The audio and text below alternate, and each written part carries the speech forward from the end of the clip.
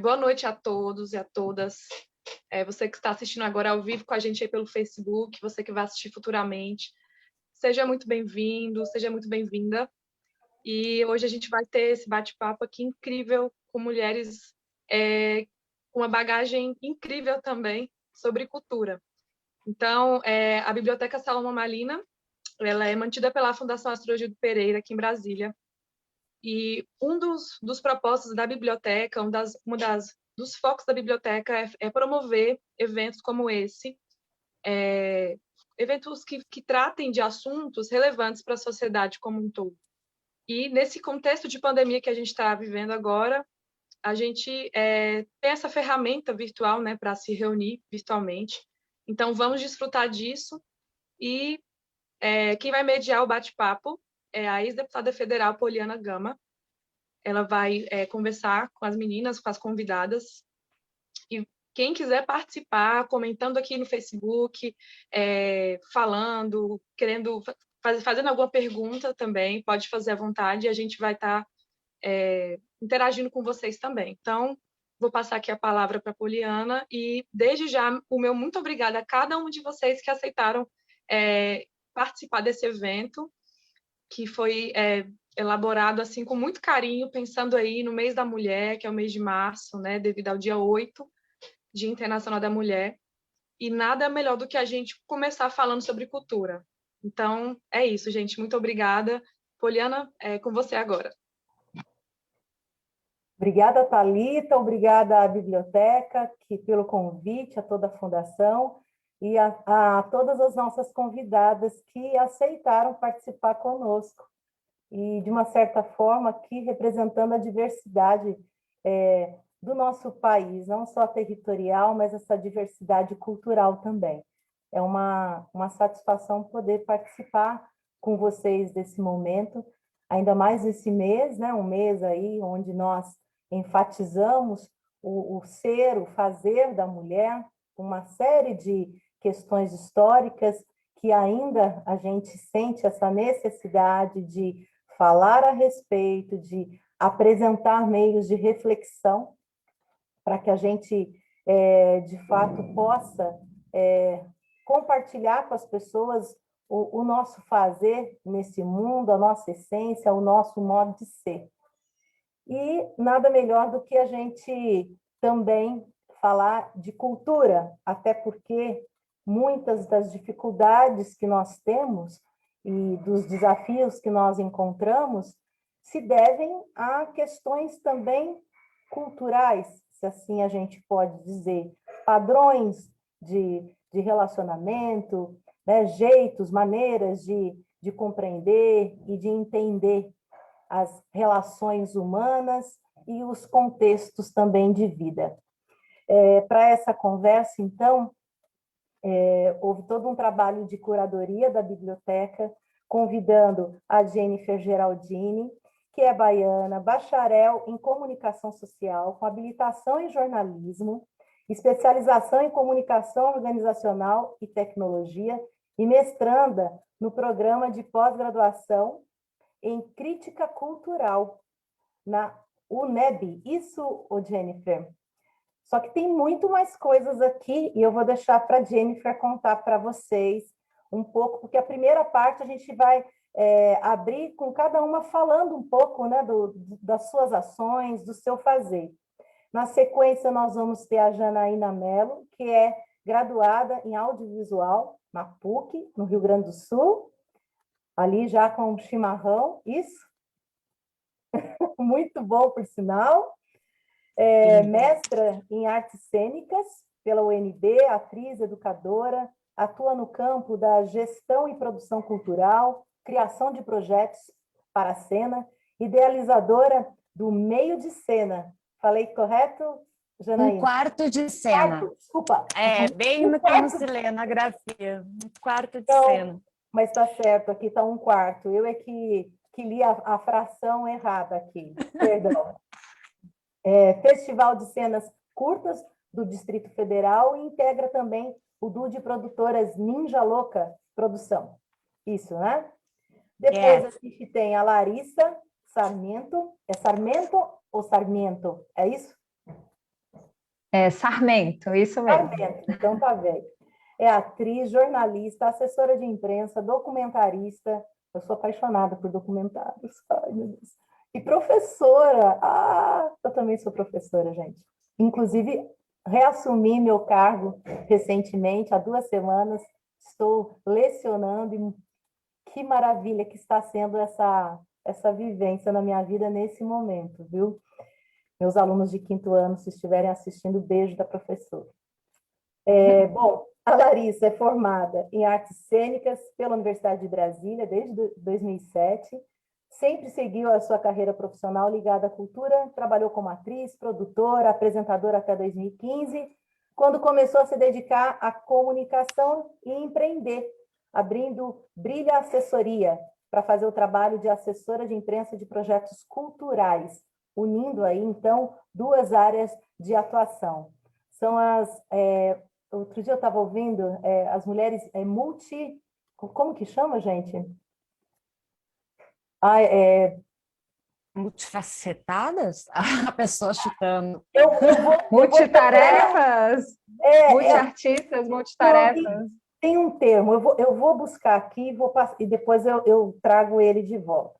Eu acho que eu estou um pouco ansiosa aqui com a atuação como mediadora. Bem, depois, então, da Larissa, a gente tem a Camila Marujo, que atua na organização de eventos há 12 anos. Especialista em gestão pública pela Universidade Federal de São Paulo, é especialista em gestão de projetos culturais e eventos pelo Centro de Estudos Latino-Americanos sobre Cultura e Comunicação, ECA-USP, técnica em elaboração de planos municipais de cultura pela Escola de Administração da Universidade Federal da Bahia. Opa, tá certo, né? Também lá da Bahia, olha só, que legal! Idealizadora do Núcleo Criativo Projetos e Eventos, onde assessora artistas e produtores na concepção, formatação e gestão de projetos culturais. E aqui eu vou contar para vocês onde eu conheci a Camila, que foi nesse lugar lindo, Ubatuba, capital do surf e terra de um... gente, vocês não fazem ideia do que é Ubatuba, não sei se vocês já conhecem. Depois de Ubatuba, viu, Jennifer? A minha paixão é a Bahia. É porque eu tenho que prestigiar a localidade aqui, que Ubatuba é quase que vizinha de Taubaté, né? Mas Ubatuba é uma cidade incrível de pessoas também generosas, queridas, população que pulsa, caiçara, quilombola, aldeia indígena. E para mim também foi uma vivência. Fiquei quase 2 anos trabalhando lá. E a Camila foi uma grande parceira também da educação nas ações. E lá ela foi diretora, presidente da Fundação de Arte e Cultura de Ubatuba, Fundarte, que é assim um xodó da população local. É um carinho muito... a gente vê esse carinho e sente esse carinho por parte das pessoas. Bem, gente, eu falei bastante aqui, então agora eu vou passar aí para a Jennifer, para que ela fale um pouco aí do contexto dela de trabalho na área da cultura, e depois cada uma a gente vai abrindo para que fale na sequência. Ó, Camila, tá vendo? Eu que fui a primeira, fique tranquila, que a primeira sou eu. Boa noite, gente. Obrigada mais uma vez pelo convite, Thalita. Obrigada também a toda a equipe da Fundação e da biblioteca, a todas aqui também da mesa. É muito bom estar aqui. Eu, como a Poliana já falou, sou baiana, sou de Alagoinhas, do interior da Bahia. Já morei muitos anos em Salvador, de certa maneira ainda moro, mas devido à pandemia, preferi ficar mais próxima da família e estou no interior já há 1 ano, né?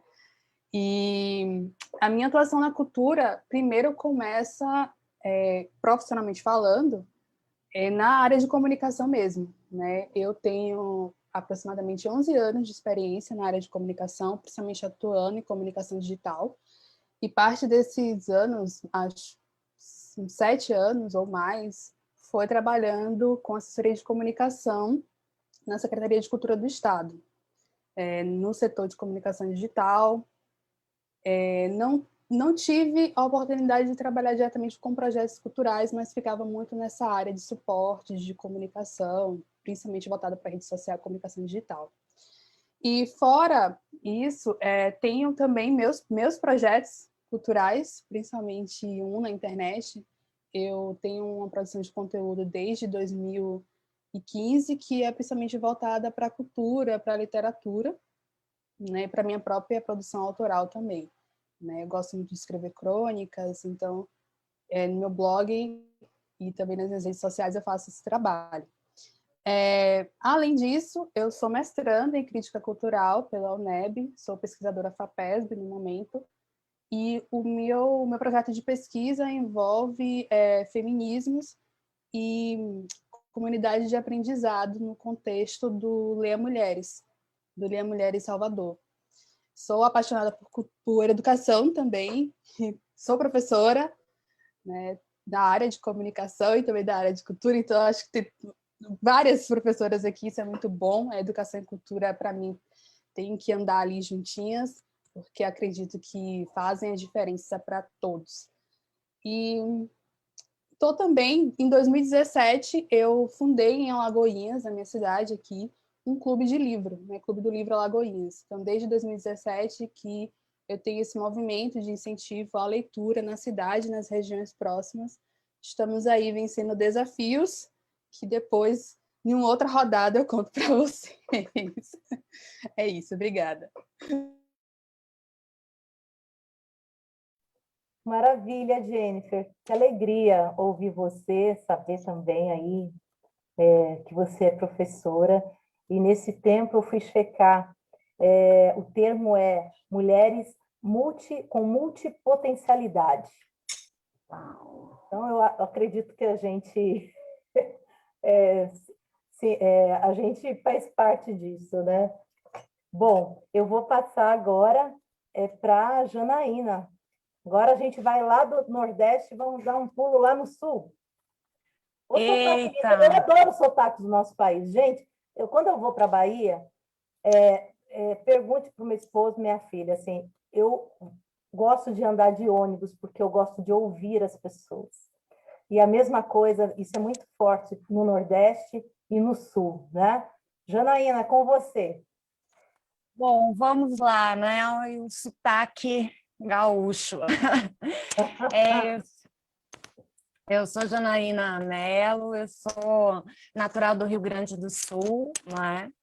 E realmente o chimarrão é o que eu costumo dizer, a nossa segunda teta, né? Ou a terceira, porque a gente desde pequenininho já tem essa tradição, né? Esse hábito, é cultural, né? E eu levo o chimarrão para todo lugar que eu posso, né? Então já está assim, é uma extensão de mim, né? Faz parte. Eu sou natural do interior do Rio Grande do Sul, de uma cidade chamada Ijuí, né? Então, assim, eu comecei também o meu romance, minha vida com a cultura, assim, muito cedo, né? Eu sou também, assim, da área periférica, né? Do Rio Grande do Sul, então eu comecei atuando no movimento estudantil, isso eu tinha 12 anos de idade, e logo em sequência já veio o teatro, né? Tinha um movimento que também estava interligado com as pessoas que faziam parte do movimento estudantil. Então eu comecei a participar desse grupo que se chama Vira Ser Teatro e que já tem 25 anos de existência, formou muita gente passou por esse grupo. Então eu comecei com teatro amador, né? Então, e é engraçado porque recentemente, depois também vou falar um pouquinho mais dos projetos, dos processos, mas recentemente eu me dei conta de que eu sempre trabalhei com produção, né? Porque isso do teatro amador também, isso de sair batendo em porta, levantando fundos para ir para um festival, sabe, para poder viver toda essa criação, todo, né, um sonho também. Então isso assim, isso desde sempre, né? Mas aí eu, né, fiquei um tempo em Juí, depois fiz a migração natural, né? A gente vai para a capital, né, para realizar o sonho e viabilizar. Aí eu fui para Porto Alegre e lá eu comecei a trabalhar assim profissionalmente, né, como atriz. Então, em Porto Alegre, a minha experiência foi muito focada na atuação. E eu trabalhei com teatro de rua, então fiz algumas pequenas produções, na verdade, né, me inseri em algumas produções de alguns projetos, mas nada que eu realmente me visse assim, sou produtora, agora sou produtora, né? Então, eu estava vivendo muito a atuação. E em 2010, eu fiz uma nova migração, vim para Brasília, território novo, né? E aí eu digo que Brasília, assim, me chamou, a produção me chamou em Brasília, né? Foi também por necessidade, né? A gente também age muito por necessidade, pela fome, pelo desejo, né? E eu percebi que eu tinha que realmente agarrar as rédeas dos meus cavalos selvagens, né? E conduzir isso, né? Então, assim, a produção para mim traz muito esse sentido da autonomia. E essa autonomia também eu fui descobrir, esse sentido da autonomia foi quando eu fiz o mestrado, né? Que eu entendi essa autonomia do pesquisador, né? E eu entendi isso na minha vida, né? Então também, né? Foi essa costura, né? De retalhos e de todas as experiências. E aí eu fui em Brasília, assim, né? Depois do mestrado, eu caí naquele limbo, né? E agora o que eu faço? Quem sou eu, né? Sou atriz, o que eu faço? Sou produtora. E aí, né? Fui desenvolvendo projetos, primeiro para tentar voltar à cena, né? Mas aí eu voltei à cena mesmo sendo, né? Sei lá, mesmo a progenitora, né? Dos meus projetos. Então eu trabalho. Aí foi em 2015, e antes eu já estava assim pesquisando e fazendo alguns projetos, né, tentando assim, eu trabalho muito com projetos com captação do FAC, né, que é o Fundo de Apoio à Cultura aqui de Brasília. E trabalho também com projetos autorais e independentes que a gente bota tudo para fazer acontecer, né? Eu acho que todo mundo sabe como é isso, né? E então aí em 2015 foi um ano assim que eu consegui adentrar mais, consegui aprovar uns projetos e aprovei um projeto autoral que é um quarto de cena que eu digo que surgiu da minha incompetência como atriz, porque depois que eu saí do mestrado que eu estava pesquisando o processo criativo, e isso também é uma das coisas que me instiga na produção, né? É essa engenharia criativa, né? E então aí elaborei, idealizei esse festival, que esse ano chega na terceira edição, ele é bienal. A segunda edição a gente fez também sem... A primeira edição a gente conseguiu um apoio legal, quando ainda o FAC estava com um dinheiro disponibilizado, né, melhor, mais alto assim, para a cultura, né, especialmente para os festivais. E a gente conseguiu fazer um festival lindo, que, né, ganhou essa recepção, foi muito bem acolhido pela comunidade, né? Em 2019 a gente fez independente, experimentando crowdfunding também, né? Porque parece que está tudo tão inserido, como a gente está vivendo muito esse ano, desde 2020, vivendo muito as plataformas virtuais, né? Mas essa aplicação do crowdfunding para a gente está assim crescendo, mas eu, pelo menos, só encarei o crowdfunding em 2019, quando disse, gente, tem que realizar o festival, então tem que acontecer, né? E depois disso também, depois do festival, né, eu fui construindo redes, né, que isso é também algo que me interessa muito dentro da cultura, especialmente trabalhar com mulheres, e aí desde então eu venho trabalhando com grupos, né, voltados a projetos voltados muito para as artes cênicas, né, para a dança e para o teatro. E desde então venho aí tocando vários projetos e trabalhando com pessoas muito especiais e mulheres muito incríveis, e isso me instiga muito, poder estar aqui também fazendo essa troca, né? Conhecendo vocês, suas trajetórias, porque a gente, né? A gente é o que a gente faz, né? O que a gente tem, o que a gente carrega, né? As nossas experiências. E obrigada a todo mundo que está assistindo aí. Acho que vai ter um momento de perguntas, né? Então interajam conosco. Obrigada, Poliana, obrigada. Obrigada, Thalita. Janaína. E eu ouvi você falar aqui, nas minhas andanças também, na minha trajetória de vida, eu recordo quanto que, por vezes, sabe aquela coisa, me formei, estudei para ser professora. Aí, daqui a pouco, fui ser diretora de creche. Aí eu ficava com aquela culpa. Nossa, mas eu estudei para ser professora e agora? Porque a vontade era ficar com os alunos, mais a direção, e não dava, né? Aí, daqui a pouco, surgiu a questão da política na minha vida. Então, às vezes as pessoas acham que é tranquilo, mas, de fato, assim, você vai vivenciando essas outras dimensões, só que, por vezes, é dolorido o processo também, né?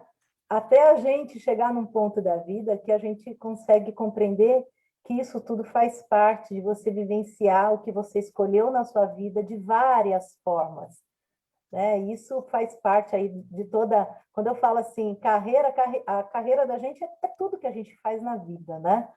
Então, foi uma maneira de eu, de fato, assim, conseguir seguir de um tempo para cá mais leve, podendo seguir com tudo, com todas as vitórias, também com os momentos que não foram tão legais, tudo faz parte e tudo, quando a gente olha, contribuiu para a gente ser o que a gente é hoje. Larissa, agora é com você. Oi, Poliana, obrigada aí mais uma vez pelo convite. Obrigada, meninas, por estar aqui participando dessa troca. Me identifico bastante com a fala da Janaína, acho que tem muita coisa aí parecida, esses caminhos que vai para lá, vai para cá, faz uma coisa, faz outra, faz aquilo, não sabe o que é, qual que é a minha profissão, meu Deus! Será que isso é coisa de atriz, gente? Bom, eu comecei meu caminho aí na cultura muito novinha, na escola ainda, né? Na escola pública, fazendo teatro, e aí nunca mais parei. Comecei com 12 anos e tamanho há mais de 20 anos aí nesse rolê aí do teatro. Fiz muitos cursos, enfim, aí fui fazer faculdade, fiz o UNB, me formei em artes cênicas, isso em 2007, e fiz várias peças na cidade, né? Participei de grupos, e aí comecei a trabalhar com audiovisual, cinema, comecei a trabalhar com publicidade, institucionais, fui bastante também para o meio do audiovisual. E aí, nesse caminho aí do audiovisual, eu fui meio mais para lá do que para cá, a gente fica meio para lá, meio para cá, e foi aí que eu resolvi fazer comunicação. Fiz jornalismo, eu falo que eu fiz tardiamente, mas nunca é tarde, né, para você fazer uma segunda graduação. Hoje em dia eu já desmistifiquei isso também. E aí eu fiz jornalismo e aí comecei a trabalhar com assessoria de imprensa, que foi muito legal. E é legal a Janaína falar essa coisa do FAC, que é o nosso Fundo de Apoio à Cultura daqui do Distrito Federal, da Secretaria de Cultura, que eu vejo como uma política pública que mantém muito a cidade, mantém os projetos culturais. E nesse momento de pandemia, a gente está sofrendo muito, sabe? O setor cultural está realmente sofrendo muito, não só porque não está tendo FAC, mas porque não estão tendo os eventos e etc, né? Mas então trabalhava muito com projetos com FAC, tive os meus projetos, monólogo, etc. Fiz oficinas e depois eu comecei a trabalhar como assessora de imprensa para esses projetos, né? Para os amigos do teatro, para projetos de cinema, projetos de oficina, etc. Então, achei também um outro viés, também um outro campo de trabalho também, e que foi muito bacana. Mas aí a loucura da vida, a vida é tão louca que hoje eu já estou fazendo outra coisa. Eu sou uma coisa, mas sou outra, mas estou fazendo outra, né? Hoje eu falo que eu estou, eu não falo que eu sou. Hoje eu estou professora na Secretaria de Educação aqui do DF, professora de arte, de teatro. e tocando online, né? Que a gente tocou praticamente 2020 todo online, mas assim, falo que somos vitoriosos, cara. Fui uma vitoriosa, porque trabalho numa escola que é uma escola de caráter especial, que a gente chama. Não sei se vocês conhecem o projeto da Escola Parque, que é um projeto do Anísio Teixeira. É uma escola muito bonita, porque ela é uma escola que ela funciona no contraturno do aluno. Ela é uma escola só de artes, esporte. Então, cara, é uma coisa linda. Assim, o aluno não é obrigado a ir, ele se matricula, pega ensino fundamental e ensino médio, e aí eles têm essas oficinas. Então, são oficinas. Tem teatro, canto, dança, aí tem todas as áreas do esporte, enfim, aula de guitarra, de violino. É uma escola, um sonho. E eu comecei a fazer teatro na Escola Parque com 12 anos de idade também. É um retorno que a vida dá, assim, essas maluquices. E hoje, para mim, está sendo muito especial estar lá. E eu consegui fazer alguns projetos muito bacanas ano passado, mesmo virtualmente, com os alunos. Fizemos 2 curtas-metragens, porque aí eu sigo um processo lá com eles também de ensino de audiovisual. E aí são com os alunos maiores, já do ensino médio, já ali com 17 anos, alunos que querem entrar para esse mercado. E aí nós fizemos 2 curtas-metragens ano passado, que foi muito bacana, de forma remota, de forma virtual. E fizemos também um Shakespeare aí, fiz um Shakespeare online, muito maluco, e a gente vai tocando e vai tentando trazer um pouco de poesia, esperança, alegria, autoestima. Eu sempre trabalho sempre dentro desses parâmetros, assim, sabe? Com os jovens e sempre que eu trabalho. E trabalhar com mulheres, para mim, é sempre uma alegria. E na pandemia eu desenvolvi um outro projeto, que é o Trilha das Deusas, que é um perfil no Instagram e que tem aí pretensão de virar um filme, um documentário. Vamos ver. Deu uma travadinha para mim aqui no som. Travou? Tá funcionando? Alô, alô, som. Voltou?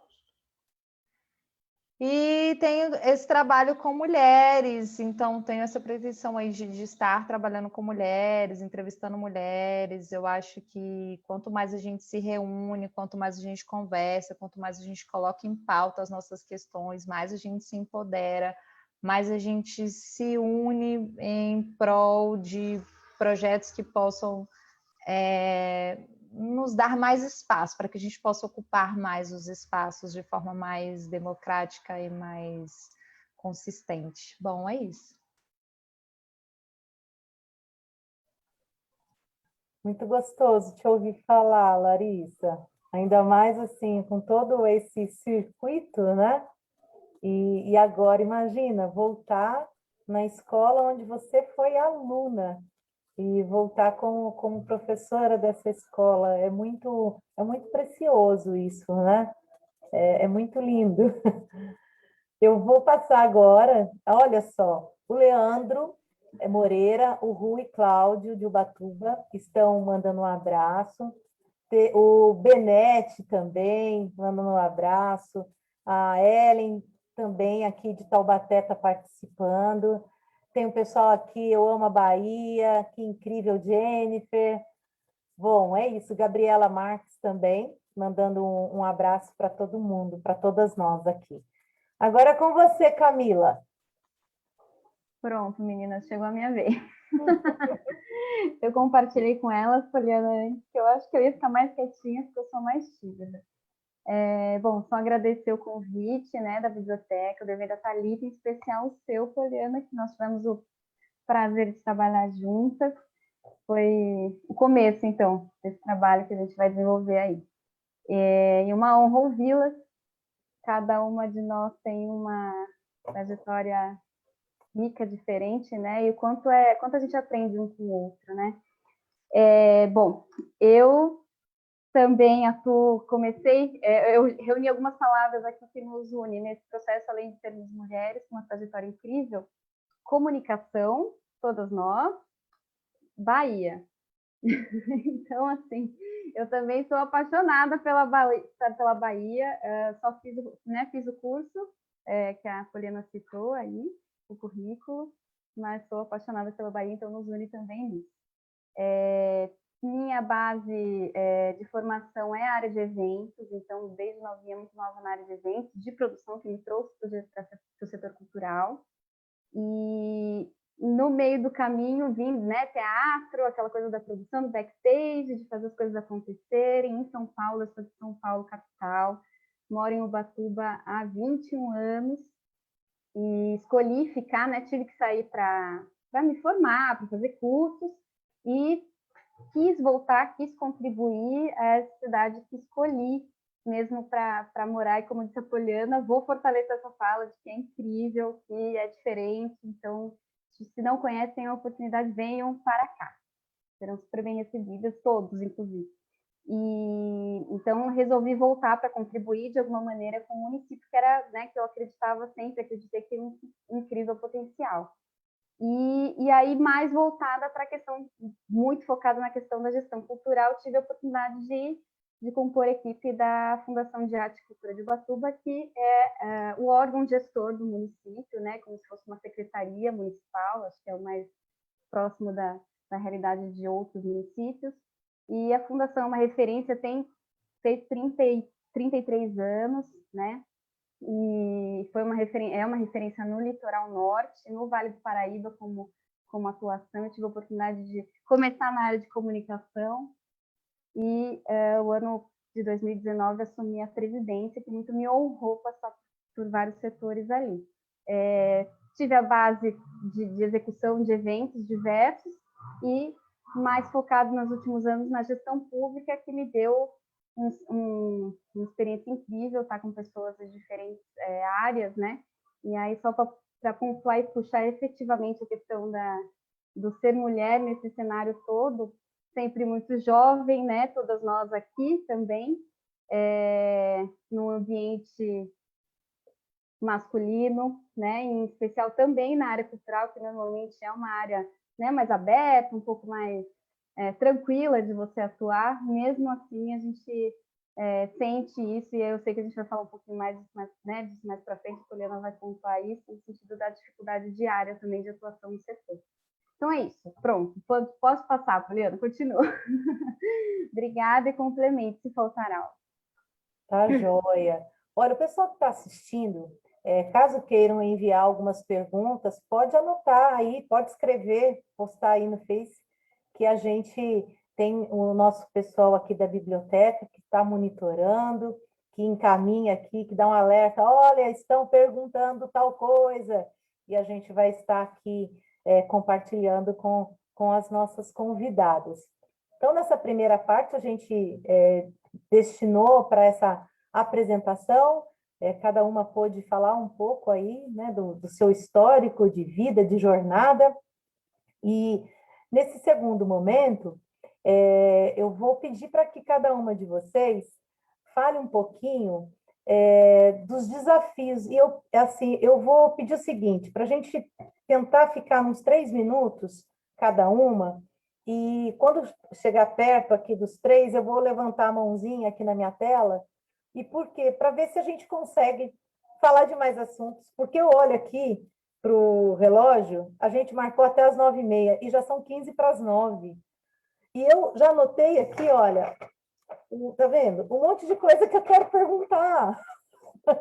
Então, assim, Jennifer, você, na sua área, o que você, como mulher, sente ser o principal desafio?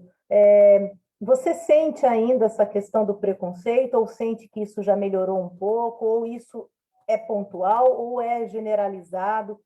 Quais os principais desafios da mulher hoje na área cultural? Para você, né? Na sua área de atuação cultural. Pensando na minha área e também em algumas situações que eu já passei, eu acredito que existe ainda sim, principalmente quando a gente vai para uma área mais de intelectual, de pesquisa na área de cultura, sempre existe esse enfrentamento de posições de poder. A gente sempre encontra lá professores, homens, né, coordenadores homens, e sempre se colocam nesse lugar de poder. E isso ainda existe. principalmente no âmbito acadêmico. Eu falo do âmbito acadêmico porque é o que está mais próximo nos meus últimos 3 anos, né? Eu estou na área de cultura, na área de pesquisa, de literatura, letras, e isso ainda é muito forte, sabe? E existe, quando a gente entra em choque, né? Chega lá e encontra esse enfrentamento, essa coisa de toda hora querendo se colocar, né, nessa posição de poder, se a gente não tiver uma rede de afeto, que às vezes essa rede vem da família, de amigos, a gente entra no que hoje se chama muito de síndrome de impostora, né? De tipo, eu não pertenço àquele lugar, não deveria estar aqui, né? Porque a todo momento é o meu texto, o meu posicionamento, né? Enfim, os meus projetos. Eu lembro que quando eu entrei no mestrado, né? Eu estava muito envolvida, ainda sou muito envolvida com a questão do movimento feminista.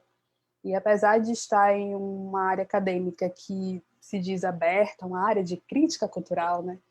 O nome já acha que você vai encontrar lá os desconstruídos, ainda existe muita gente com pensamentos muito estereotipados sobre o que é ser feminista, né? Então eu ouvi piadinhas do tipo, né, feminista, no sentido mesmo de menosprezar o movimento e, claro, a minha pessoa. E existe também uma certa dificuldade que eu acho que, não sei se as meninas passam por isso, de acesso, né, a alguns lugares. Aqui no interior a gente tem muita dificuldade de espaço para desenvolver nossos projetos culturais. Então a gente não tem... A gente tem até uma biblioteca, né, falando especificamente da minha cidade, a gente tem até uma biblioteca, mas assim, a cultura, o livro, a leitura ainda é muito deixada de lado. Então, você já não tem o espaço aberto, né? Já não tem a valorização. E quando vem um projeto que tem à frente uma mulher, fica mais complicado ainda.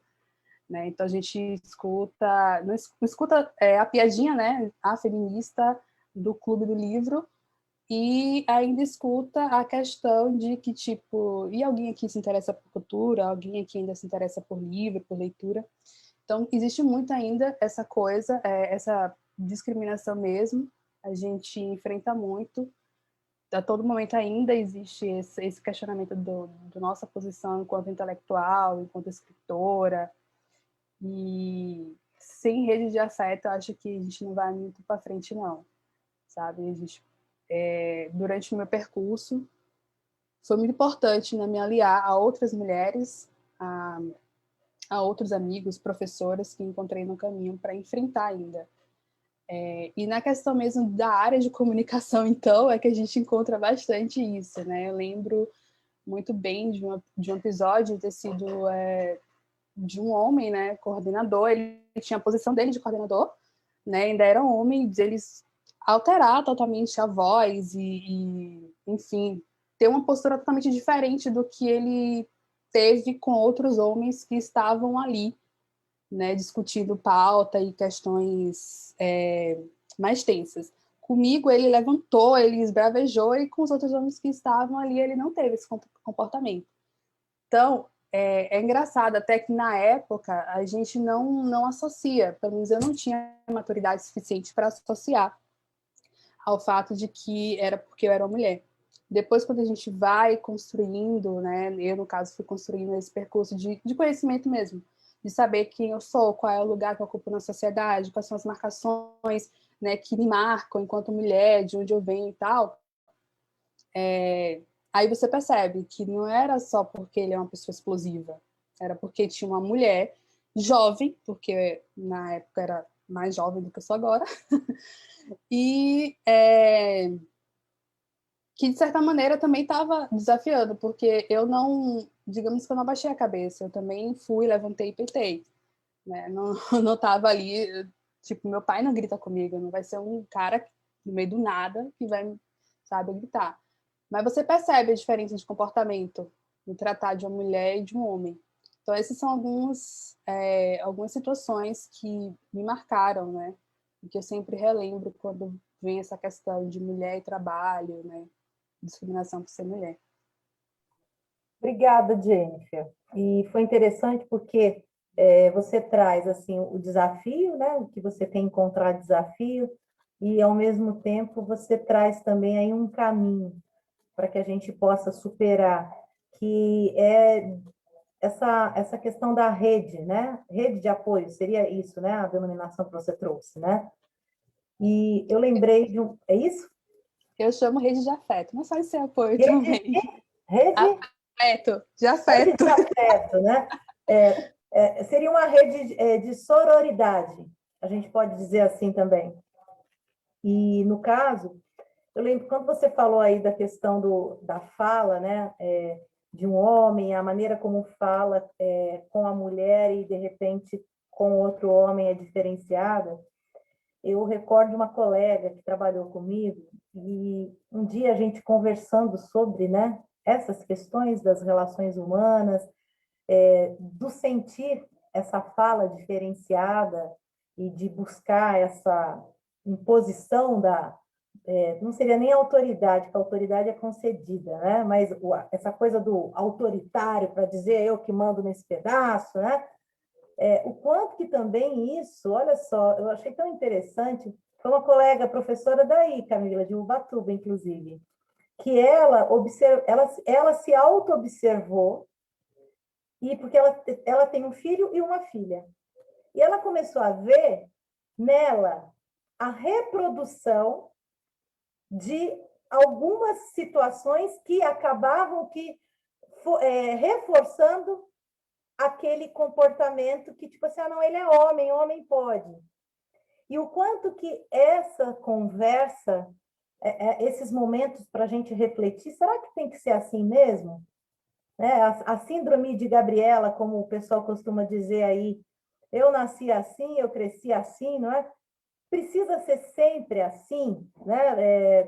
Pelo menos eu lembro desse dia a gente conversando e o quanto que ficou nítido no semblante dela, sabe aquela coisa de você, gente, eu mulher, estou reproduzindo algo que eu sei que não é legal, que não é bom.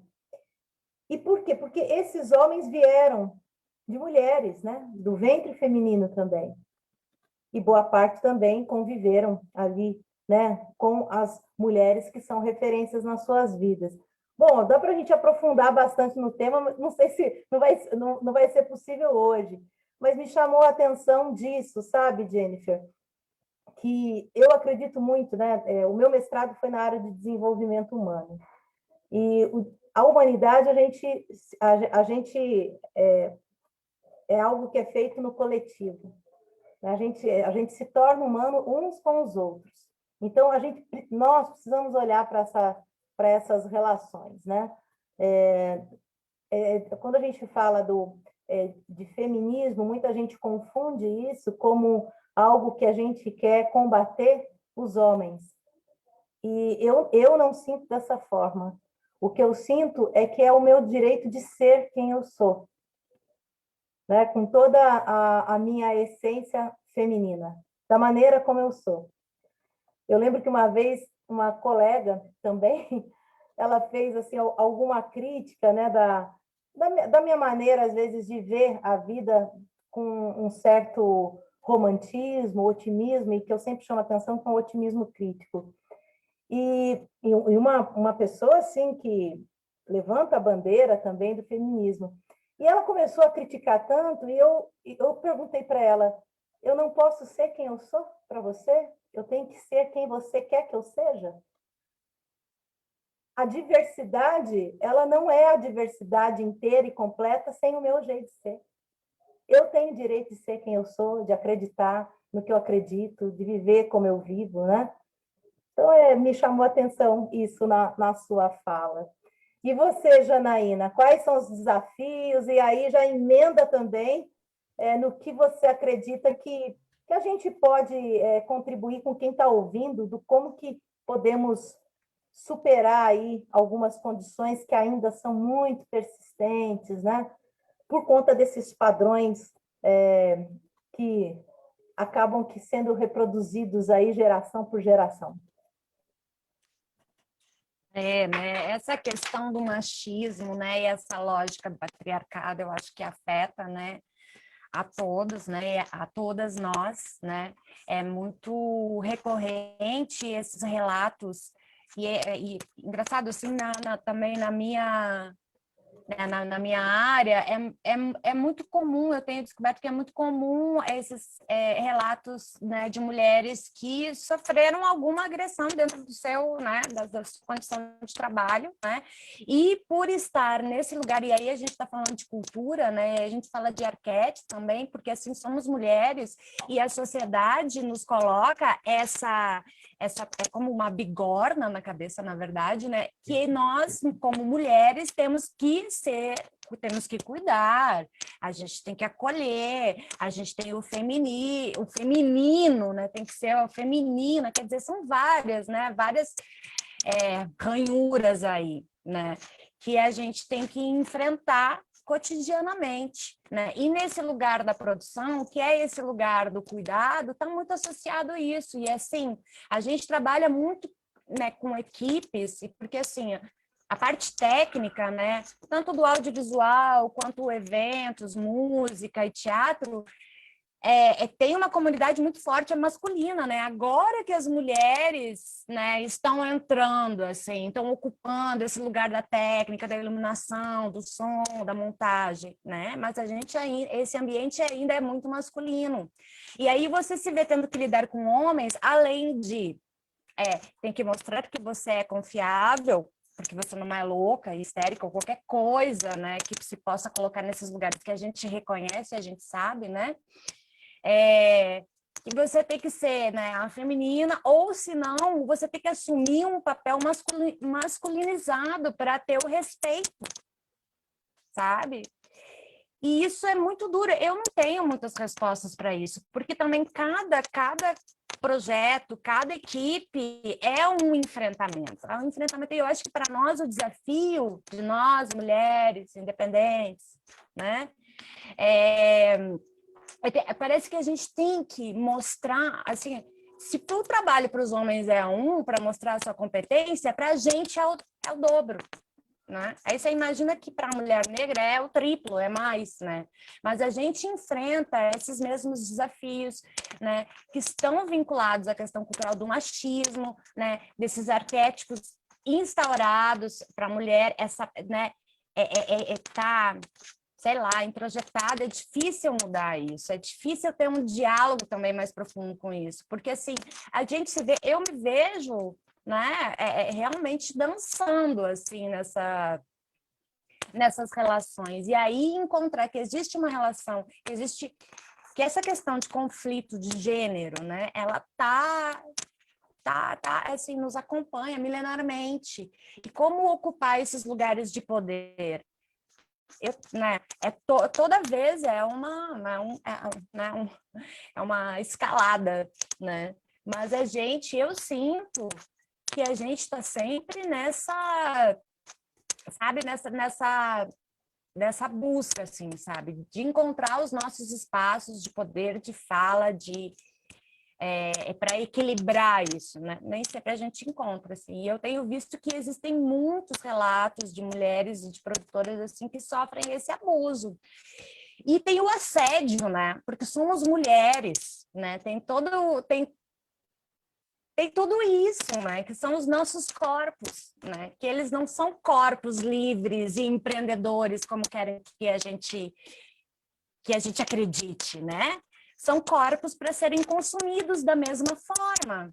Só que aí os patamares são diferentes. Eu não sei se eu estou falando bobagem, gente, mas eu estou aqui no fluxo de pensamento porque isso me pega, né, assim, muito. E são discussões que a gente tem tido, né? Eu estou participando de um projeto que eu faz parte do Ninja Louca Produção, e o Ninja Louca é bem um sentimento, né, da produção, que é isso da execução e dessa loucura toda, né, de materializar os sonhos e também tem essa influência das artes marciais, que a minha parceira, ela é a minha também mentora do Kung Fu, né? Então a gente realmente cruzou, né?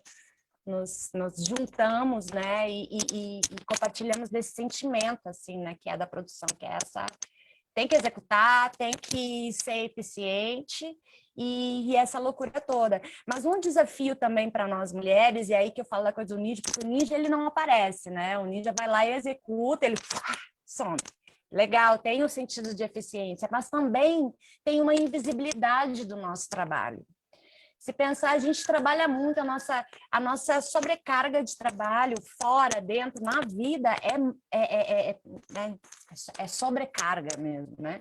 E a gente não ganha, assim, a gente não tem os direitos. Como autônomas, a gente não tem ainda, né, no campo da produção, falo mais especificamente, a gente não tem nenhuma seguridade, né? Embora ali você seja MEI, você é incentivado a ser um microempreendedor individual, você paga o INSS, mas você não tem, como mulher, você não tem nenhum direito além, você engravida, você não tem nada que te dê, e eu posso estar falando bobagem, talvez tenha, né? Tem, mas a gente sabe que para recorrer a esses direitos que estão lá escondidinhos numa brecha de só quem sabe como fazer, né? As mulheres não têm seguridade, a gente tem que brigar por direitos básicos, entende? Quer dizer, né, somos tão competentes quanto, e aliás, a gente segura a onda de várias áreas, né? São as mulheres, mas a gente não tem o reconhecimento.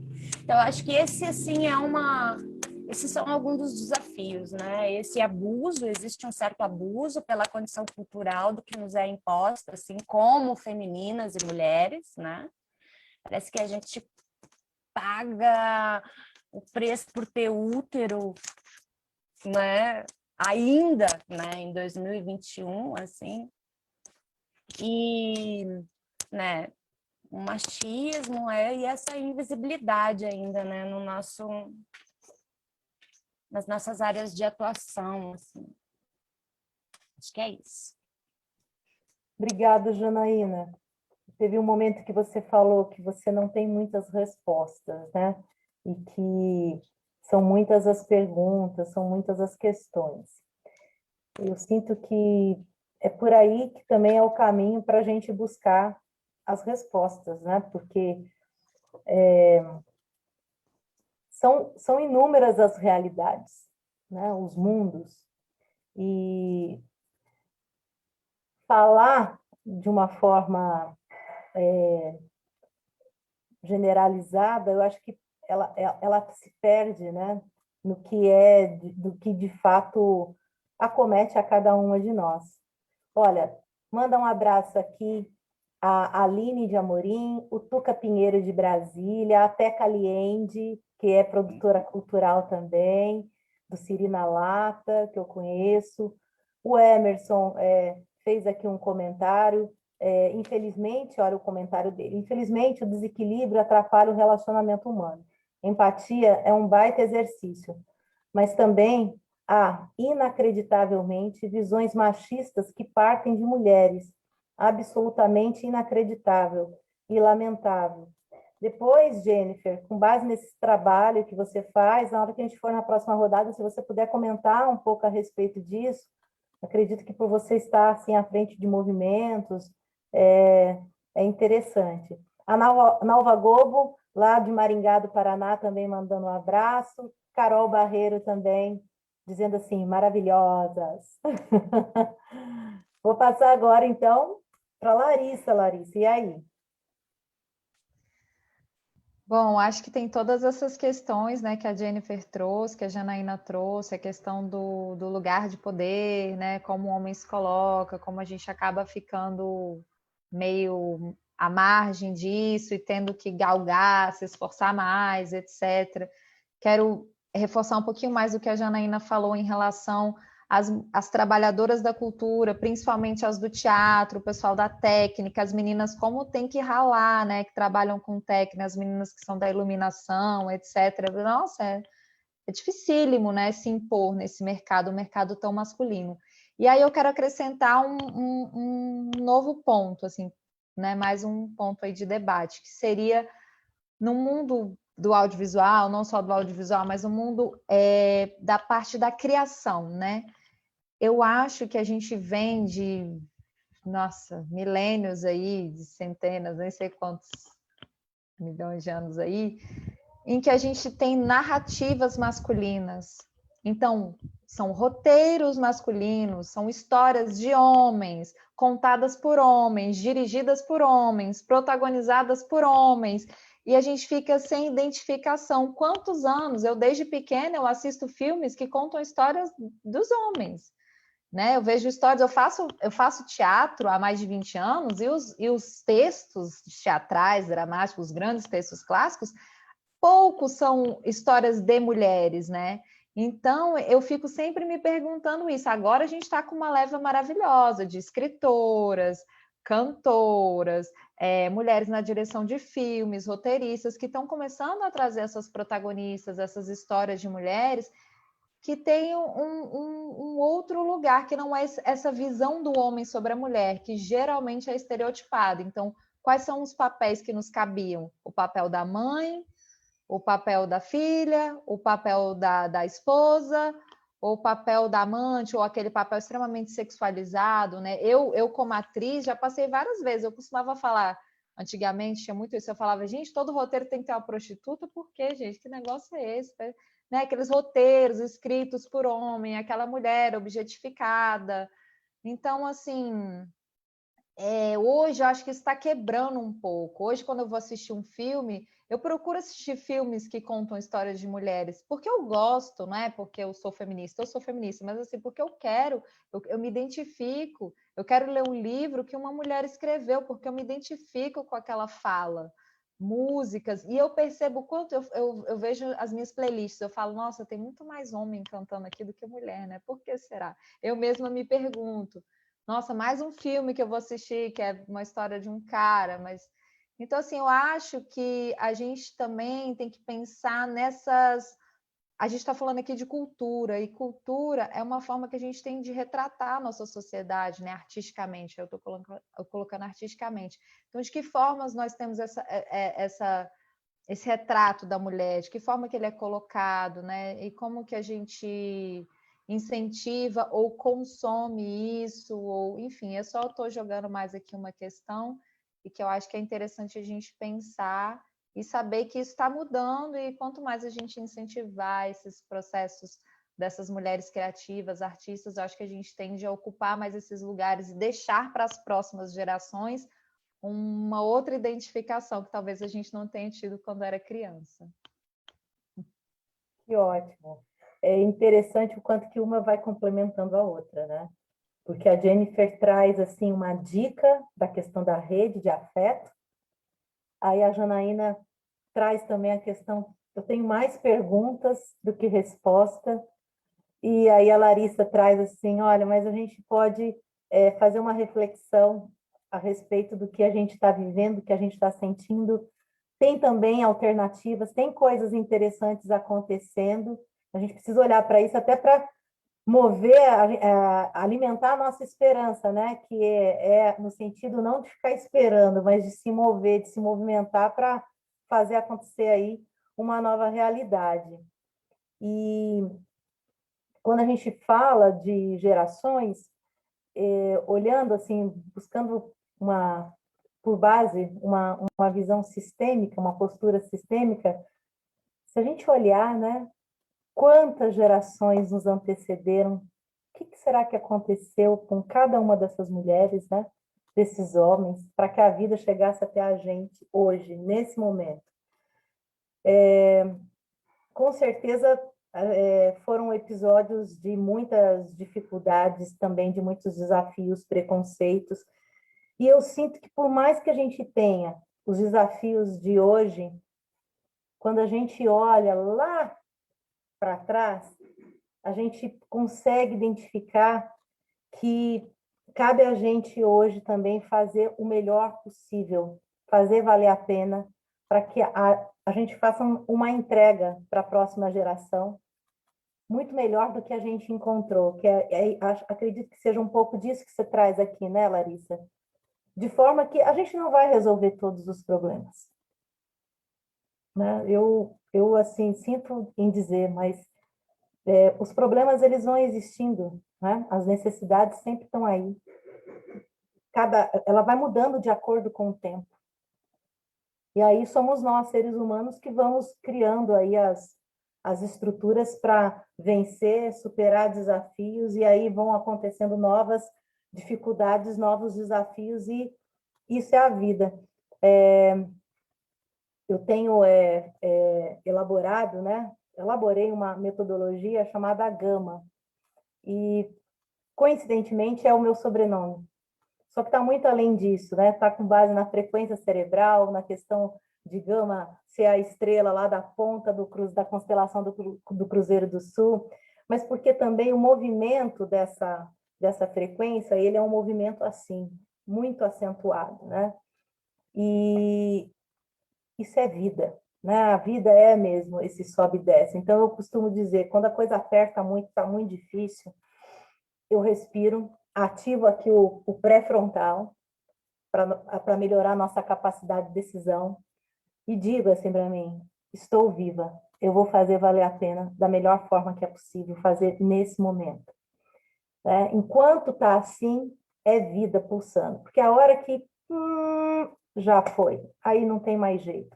E na atual situação do nosso país, no contexto que a gente vive, a gente viu o quanto que nesse 1 ano praticamente de pandemia, quantas vidas se foram, quantas vidas poderiam ter sido poupadas com uma gestão mais eficiente e que de fato considerasse o conhecimento, né, a ciência. E já que nós estamos aqui, eu sinto também que é nosso dever honrar, né? Honrar a todos que já se foram, aqueles que estão na linha de frente. Quando a gente olha para os dados, e hoje eu vi uma postagem do Cidadania dizendo que as mulheres estão, o maior número de vítimas, né, são mulheres da pandemia. E aí a gente começa a observar um simples dado. Quando você olha para a questão das enfermeiras que estão na linha de frente, a maior parte das enfermeiras são mulheres.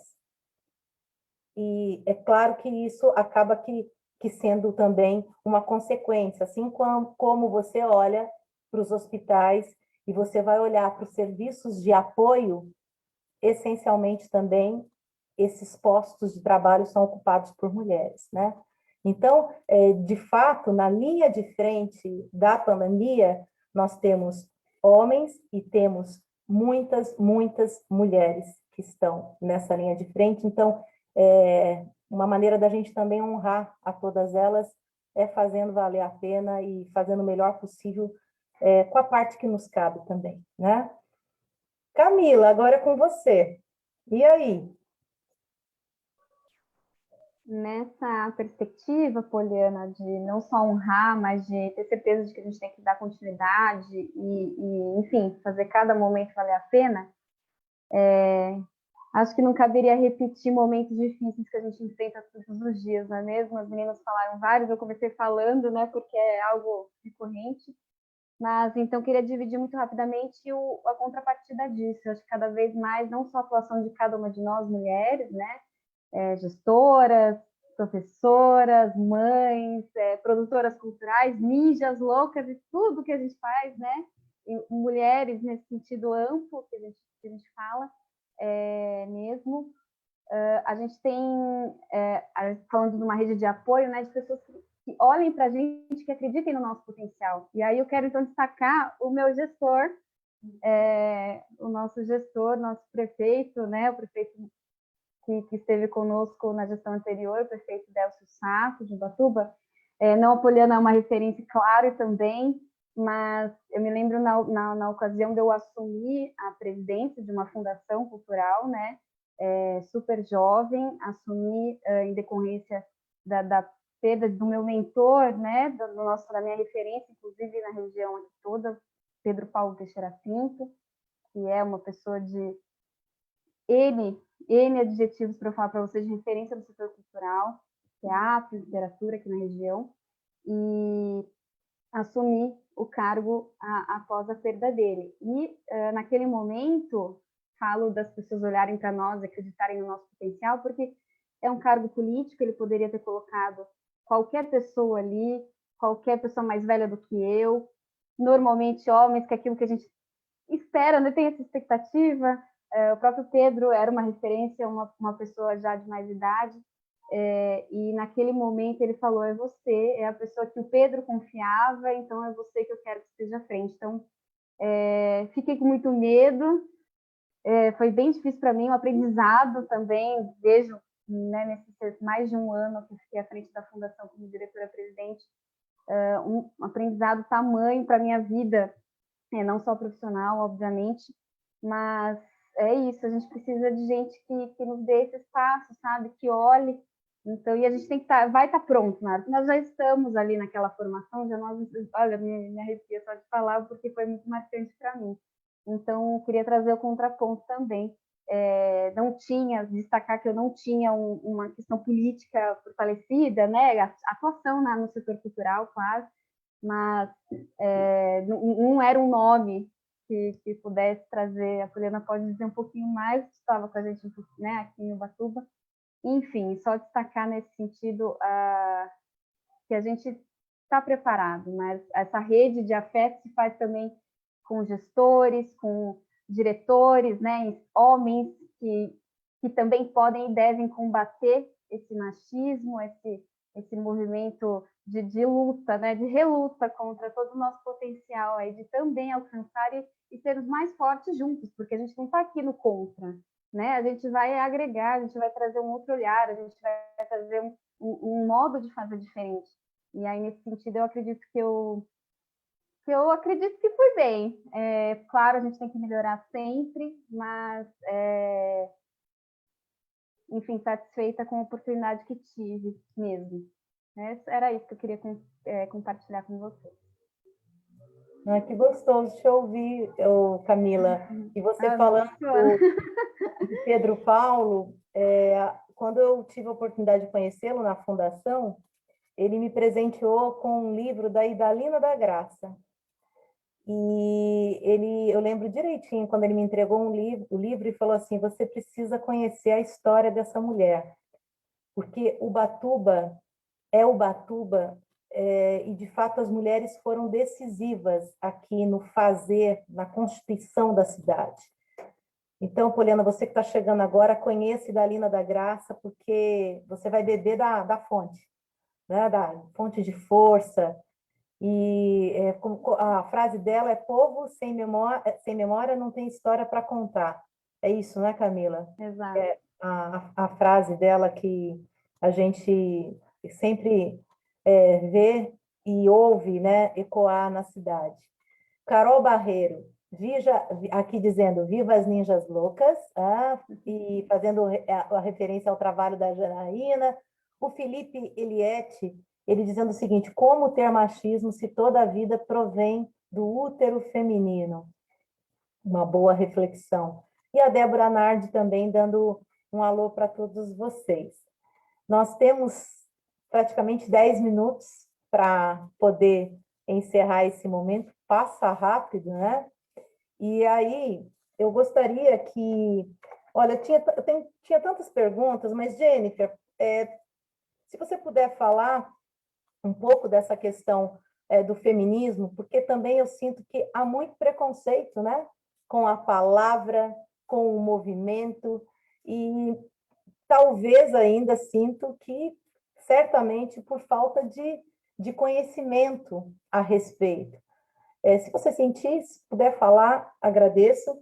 E também a questão da crítica, você faz um mestrado nessa área, e eu recordo que a gente, quando atua na política e se coloca, você fica muito sujeito, assim como na parte cultural. Eu tenho livro publicado, então sempre a gente fica naquela expectativa, né? O que será que vão... o que vão falar, um pouquinho disso. E uma das pessoas que me ajudou muito nesse processo de trabalhar com a crítica de uma forma mais leve, se assim eu posso dizer, foi a Ana Maria Machado, por meio de um livro dela, Silenciosa Algazarra, e depois eu tive a oportunidade de conhecer a Ana Maria Machado, inclusive foi numa missão que o Roberto Freire era ministro da Cultura, e eu fui representando o país na Feira de Literatura Infantil de Bolonha, e nós mediamos, naquele momento, todo um trabalho com a Câmara Brasileira do Livro a respeito de bolsas para tradutores, porque o Brasil, não sei se vocês sabem, é um dos únicos países que uma das vantagens, quando você vende uma obra, por exemplo, para um outro país, para ser publicada em outro país, o Brasil ele fornece esse serviço de tradução. E, na época, dado uma bolsa para esses tradutores, então o pessoal estava preocupado se extinguir ou não, e o Freire organizou esse trabalho e a gente auxiliou ali nesse momento na condução dessa ação, e eu conheci, então, a Ana Maria Machado, tive a oportunidade de conversar com ela a respeito disso, resumidamente. Né? Ela coloca assim que todas as vezes quando a crítica vem, ela procura fazer um exercício de olhar, de considerar da onde ela parte.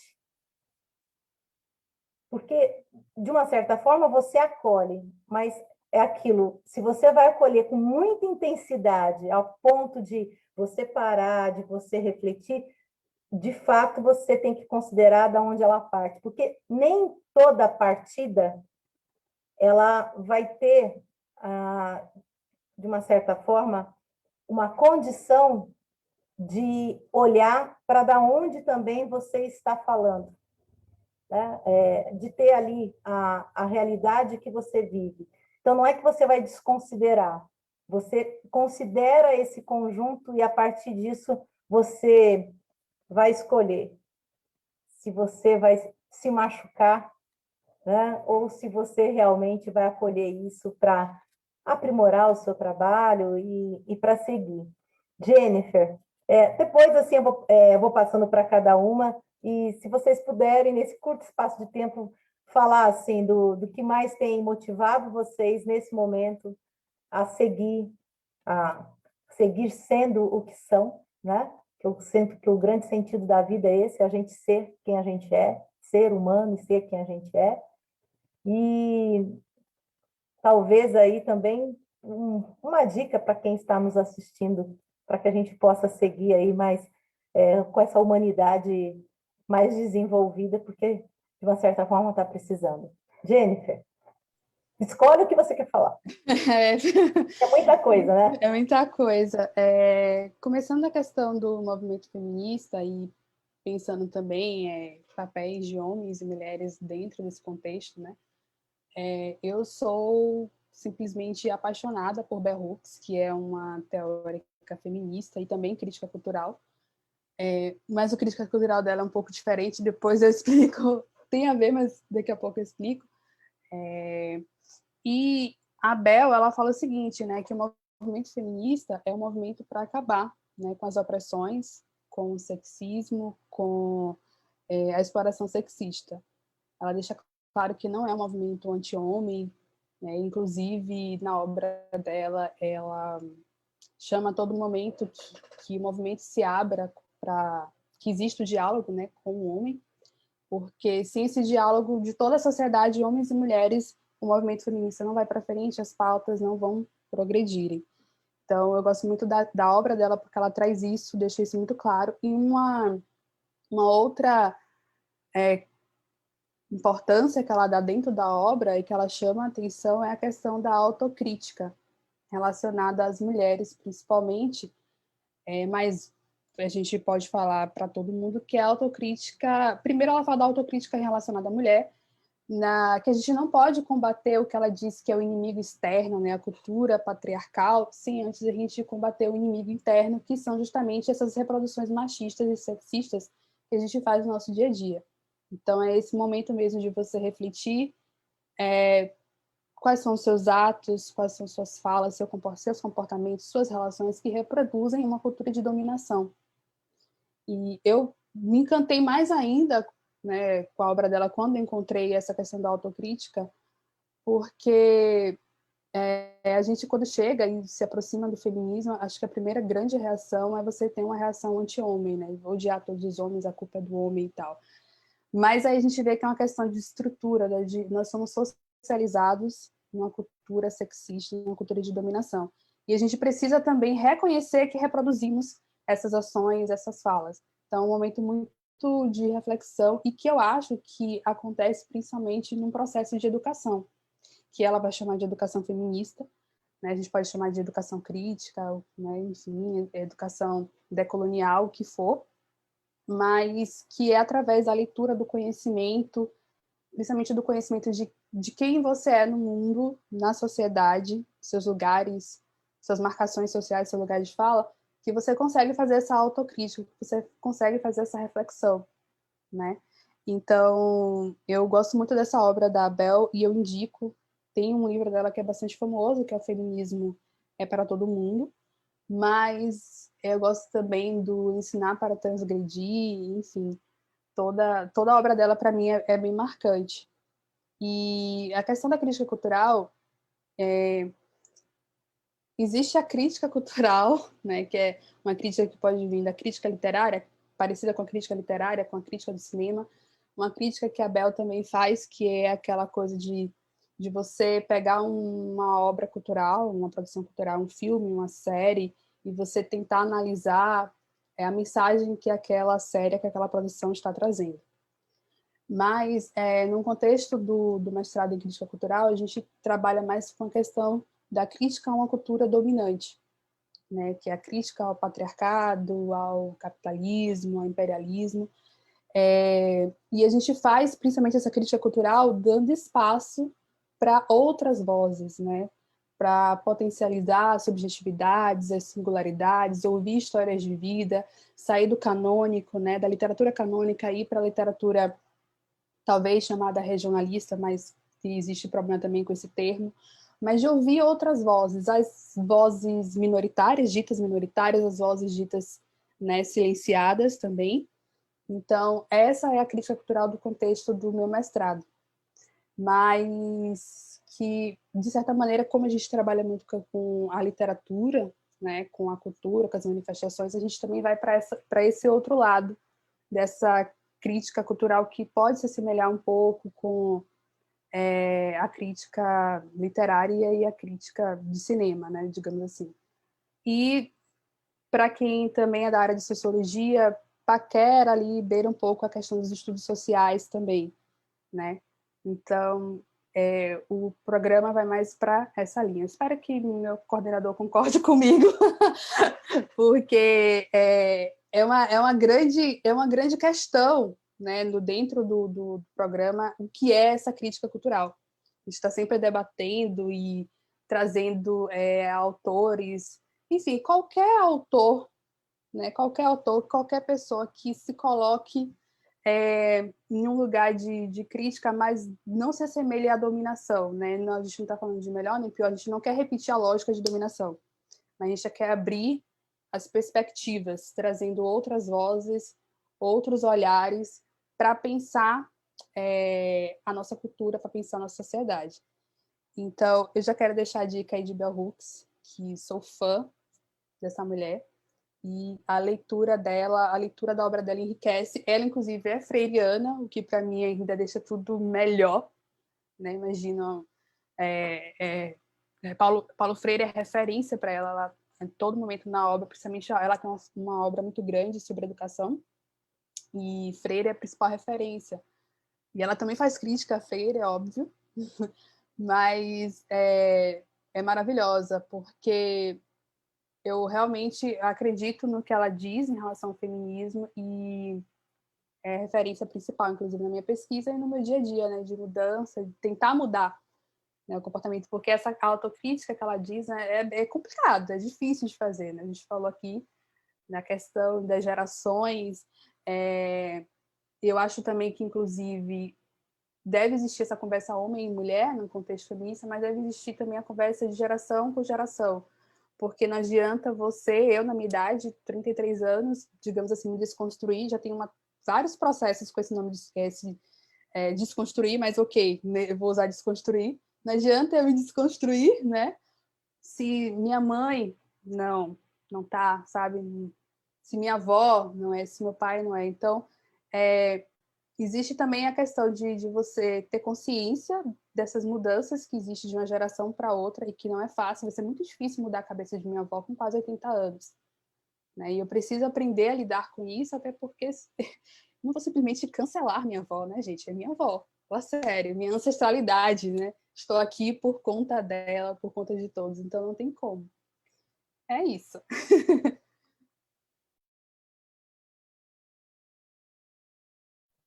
Obrigada, Jennifer. Aí no final, bonito quando você falou da sua avó, seu olho até brilhou. E é incrível, porque por mais que a gente pense diferente, essa é a nossa fonte, né? E é daqui para frente. Então, ó, valeu. Agora é aquela coisa, pega o bastão e a gente segue. E não dá para excluir. Quando a gente exclui, problema, nossa. Bom, é para uma outra conversa, mas a gente excluir parte da gente não não é aconselhável, né? Para a gente ser inteiro, a gente tem que olhar para tudo isso, né? Para tudo que aconteceu para que a vida chegasse até aqui, né? Acolher isso sem julgamento, porque às vezes, né? Não foi tão legal, às vezes o pai era bravo demais, né? Eu tenho um exemplo disso, meu pai sempre foi muito bravo, e aí um certo período da vida a gente julga muito. E depois, quando a gente começa a olhar um pouquinho, o mestrado em desenvolvimento humano me possibilitou isso, sabe? Quando fui olhar para questões de famílias, processos culturais, grupais, né? Eu percebi o quanto que o meu pai tinha oferecido para a gente, muito mais do que ele tinha recebido da vida. E aí, eu até me arrepio quando eu falo disso. Aí, cessou julgamento e iniciou um processo de gratidão. Porque, apesar dos pesares, ele fez muito mais do que ele recebeu da vida. E adultos que somos, então, não tem essa de ficar fazendo birrinha. Ah, papai não fez isso, papai não sei o que, e ficar olhando lá para trás. Não, então a gente pega, valeu, e segue em frente. E você, Janaína, diga aí. Nossa, são muitas informações, dá vontade de, né, falar muito sobre tudo, né? Cada fala, cada escuta também, né, traz um insight, traz uma reflexão, enfim, mas a gente deixa aí, né, essas sementinhas. A Jennifer falou da palavra desconstrução, né? Eu tô com um problema na palavra da reinvenção, né? Reinvenção, a gente tem que se reinventar, se reinventar, se reinventar. Bom, estamos vivendo isso, né? Mas isso de também considerar que é uma questão de educação, né? Da gente considerar contextos, história, memória, época, né? Poxa, a gente vem aí num aceleramento da tecnologia, de todas as mudanças que a gente vem sentindo. E, em contraste disso, né, a gente tem os nossos geracionais, né? E que realmente a gente tem que... E esses geracionais, eles também refletem, e por mais que sejam diferentes, é isso, eu não vou colocar na cabeça da minha avó uma ideia moderna da qual ela, sabe, ela não quer, nem quer alcançar, né? Mas isso é como que é o reflexo ou é a imagem que nos garante avaliar o progresso, né? O nosso desenvolvimento. Eu acho que nós conquistamos, e aí, claro, não dá para generalizar. A Camila tem uma história linda de um homem, né? Nunca assim. Quando eu colocar homem, mulher, parece que tem briga, não, mas só para colocar essa questão de gênero, que é o que a gente enfrenta. Né? Um homem acolheu, legitimou, né? Sim, isso é importante, né? Isso é importante, isso dá legitimidade, isso dá mais força para a gente, né? Quer dizer, temos aliados, né? Mas também é isso, essa é a realidade, a gente ainda precisa que homens legitimem a gente. Não é que a gente precise exatamente isso, mas nós estamos conquistando, mas ainda né? Mais, né? Porque você olha aí para a sociedade também em relação às mulheres, né? Que também isso é um outro papo, mas assim, né? Qual é o condicionamento de você ser uma pessoa bem-sucedida? Você é casada, você tem filhos, e as mulheres que vão ficando mais velhas, né? Quer dizer, tem um universo aí, e eu acredito que a gente está em ascensão, assim, de direitos de direitos para adquirir e também de conseguir ter esse diálogo, porque muitos homens, como essa pergunta, como pode ter machismo se os homens vêm do útero feminino, né? Como pode ter mulheres que são tão machistas quanto os homens, né? É cultural, gente. A gente nem quer carregar isso, mas está aqui, está na veia, está no DNA, está na memória celular coletiva, né? Que a gente tem que desconstruir, tem que reinventar, tem que dialogar. Eu acho que o que me motiva muito trabalhar nas artes, ser essa pessoa que sou, né? Sou uma artista, sou mulher, artista. Como é que é a palavrinha? Sou uma multipotencializadora, tenho multipossibilidades, né? Potencialidades, isso. A gente vai se adequando, e eu acredito que a gente... eu estava falando, gente, eu me perco, eu acho que eu não falo muito, mas assim, o pensamento vai... que o que me motiva, o que me leva a trabalhar nas artes é essa convivência, essa troca, essa partilha de experiência humana, né? É isso que me interessa poder conviver com pessoas e educar, por isso sou educadora, porque a arte educa, né?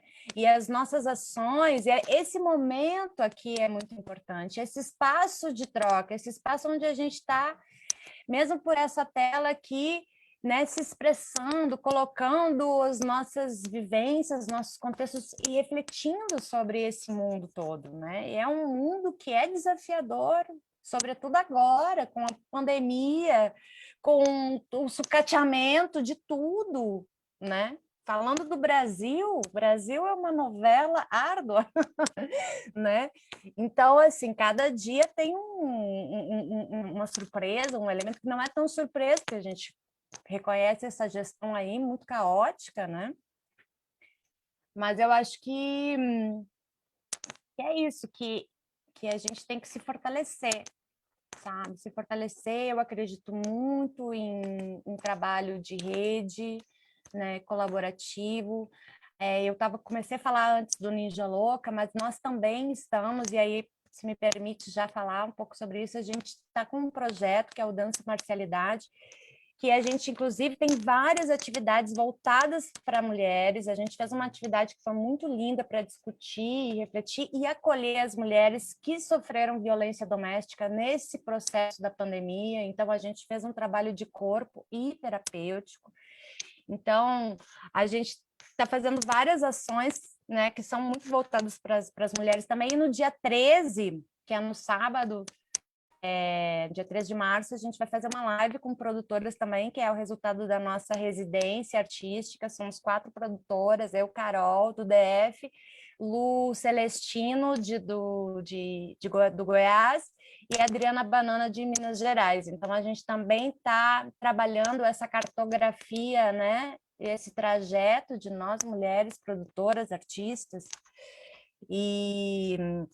Então, estão todos convidados também, se quiserem somar para essa discussão. Essa é a minha dica.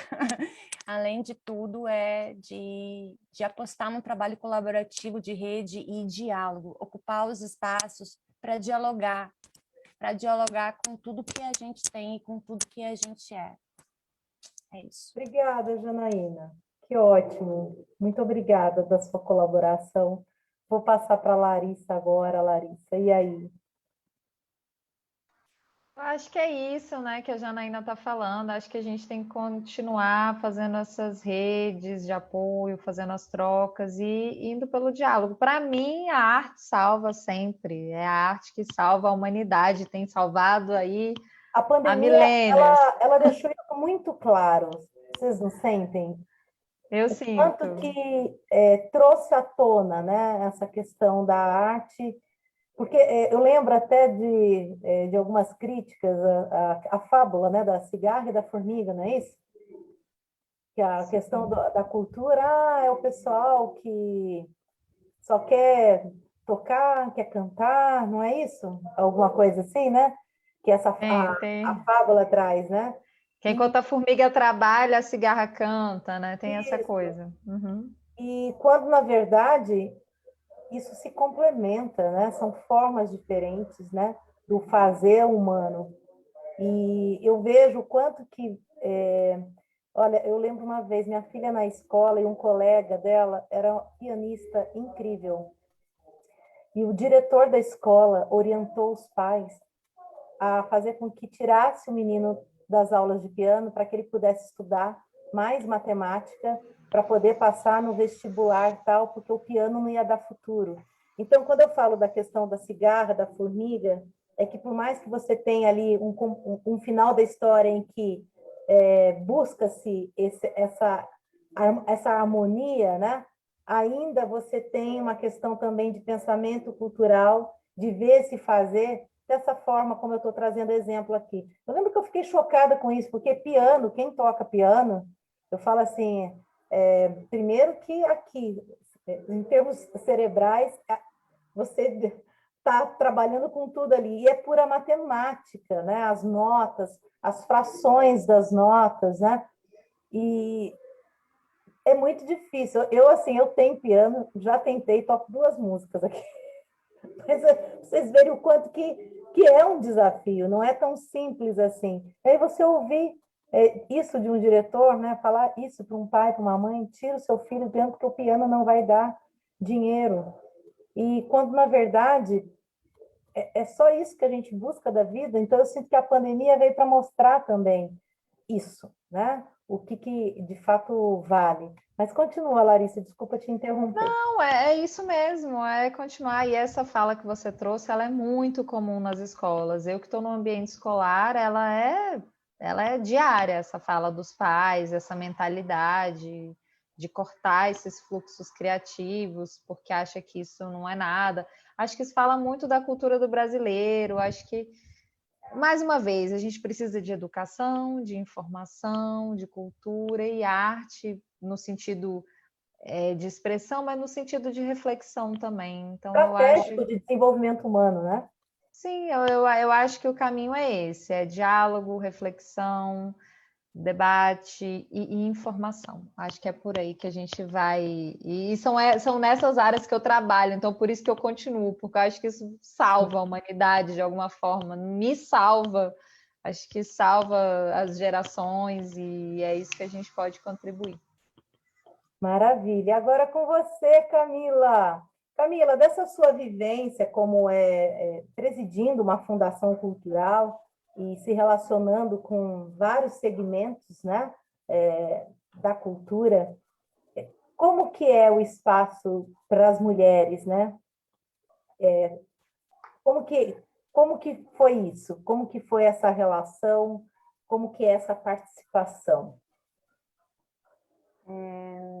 Nossa, difícil, né? Eu acho que reflete tudo que as meninas já falaram